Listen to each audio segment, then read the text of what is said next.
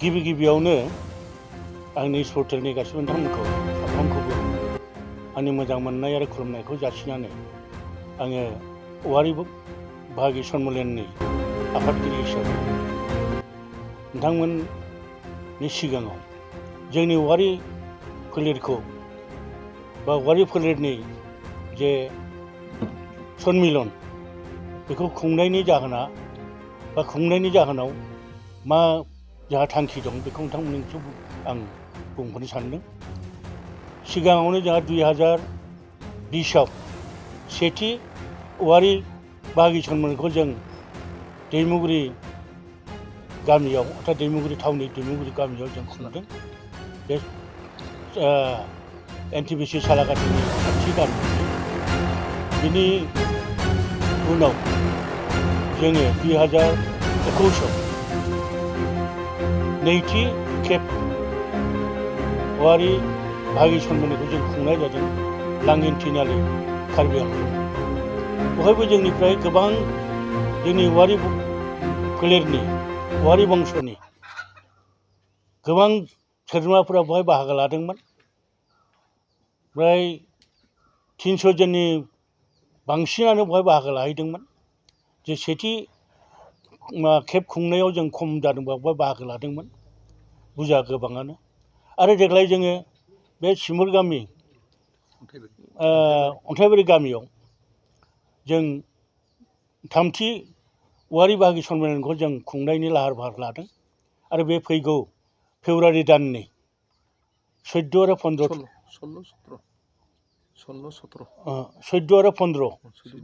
14-15नि माबायाव फेब्रुवारि अक्ट'आव जों बेखौ साननैनि हाबाफारि लानानै गाजा गोमजायै खुंनायनि जों दानिफ्रायनो जों प्रस्तुति अर्थात ज' खालायदों जोङो।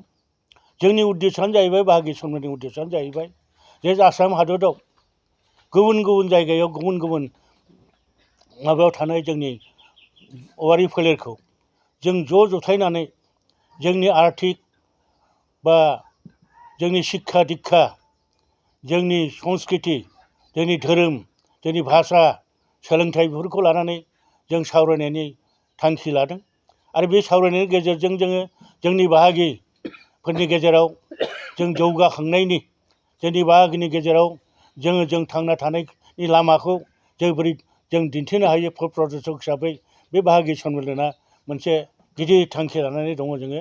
आरो जोंनि माबाया इयुन जोलैफ्रा जाहाथे बे औवारि फोलेरखौ जाहाथे फोथांलांनो हायो।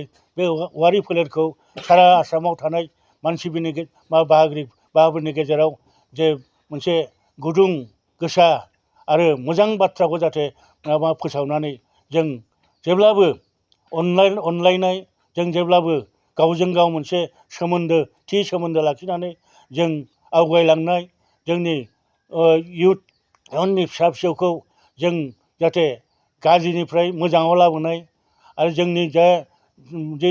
जोंनि जे समस्या माखासे समस्या बे समस्याखौ जोङो जोंनि औवारिनि गेजेराव जि समस्या नाना रखम हाबा हुखा बा नाना रखम जोंनि माबायाव जानाय लोंनाय बा जोंनि थानाय जोंनि माबा संस्कृतिनि खेथ्रआव बा हारिमुनि खेथ्रआव जों प्रयजन हिसाबै जि नांगौ बेखौ जों बे माबायाव जों सिगांनि जि खुंबोदों बेनिख्रुइ साबसिन हामसिन खुंनो थाखाय बेनिख्रुइ साबसिन हामसिन जोंनि गेजेराव रायज्लायनो थाखाय जोंनि थामथि बे औवारि बाहागि सन्मेलनखौ जों बे माबायाव सिमुलगाव अन्थाइ गामियाव जों लानाय जादों। जोंनि माबाया जाहाथे उद्देश्य जाहाथे मोजाङैनो जाहाथे जालाङो। जों बयखौबो जोंनि बाहागि सन्मेलना खुब उद्धत भाबै मावनायनि दिनै जों माबा लादों रायज्लायदों। आरो दिनै बे रायज्लायनायनि गेजेरजों जों सानदों जे फैगौ 14-15 थामथि बाहागि सन्मेलनखौ गोथारैनो आरो माबायैनो खोब मोजाङैनो जों खुंनो हागोन होननानै जोंहा आसा लादों। खेथ्रआव थांनाय 15 थारिखआव जानुवारि 15 थारिखआव रायज्लायनाय जादों। बाहागिखौ जों ज' जानानै जों रायज्लायदों। जों गुबुन गुबुन जायगायावबो बे बाथ्राखौ जों फोसावनाय इतिमध्य जों फोसावदों। आरो जों माबा हिसाबै दा बेबस्था लादों जे जाहाथे बै गुबुन गुबुन थानाय जे जायगायाव जों थांनो हाया, जे जायगायाव जोङो मोनस'नो हाया, बेफोरनि सोमोन्दै जोङो माबा हिसाबै वाट्सएपआव हरनानै जों बिथांमोनखौ जाहाथे फैनायनि मोनसे बेबस्था जाहाथे खालामनो हायो, बेखौ जों सावरायदों आरो बे बेबस्थाखौ जों लानो होननानै जों थांखि लानाय जादों। दा बै दिनाव बेवहाय ज' जाफैनानै गावसिनि समस्याफोरखौ, बाहागिनि समस्याफोरखौ जाहाथे सावरायनायनि गेजेरजों थि लामायाव जों लांनो हायो, बेखौ जों मिजिंथिदों। बेवहाय जोंनि गेजेराव बाहागिफोरनि गेजेराव माने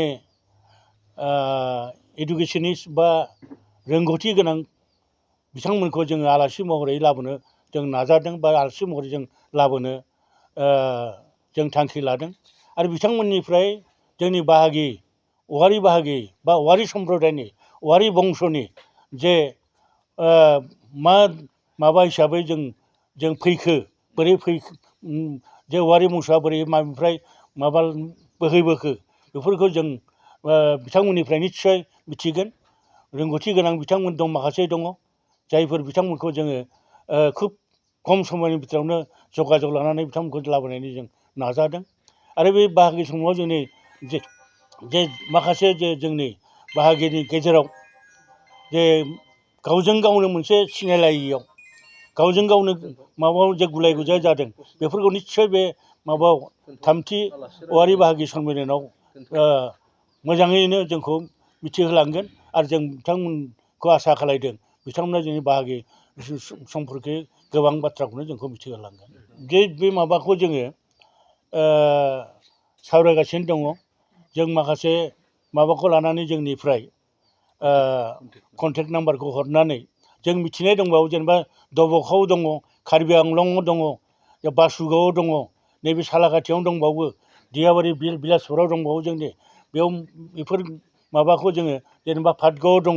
इतिमध्येनो जों माखासेखौ दानि हरखाजोब्बाय। जोङो बिथांमोनखौ खावलायदों जे बे थामथि माबा बाहागि सन्मिलनाव जाहाथे बिथांमोना माबा गोसो खुसियै लैहोर लैहोरैनो जोंनाव हौवा हिन्जाव जेखि जाया लैहोर लैहोरैनो फैनानै बाहागो लानांगौ होननानै जों इतिमध्येनो माबादों। आरो बिथांमोनखौ नोंथांमोननि माबानि जों खावलायबावदों जे बिथांमोना जाहाथे जाय बाहागि, जोंनि बाहागि असे, जायखौ जों आफन सानो, जायखौ जों जोंनि गोरबोनिफ्राय अननाय मोजां मोननाय जों मोनो, बिथांमोनखौ जाहाथे बे माबायाव फैगौ 14 आरो 15 फेब्रुवारिनि 14, 15 जाहाथे बाहागो लाफैयो, जों दिनै बे नोंथांमोननि गेजेरजोंनो खावलायबावबाय आरोबाव।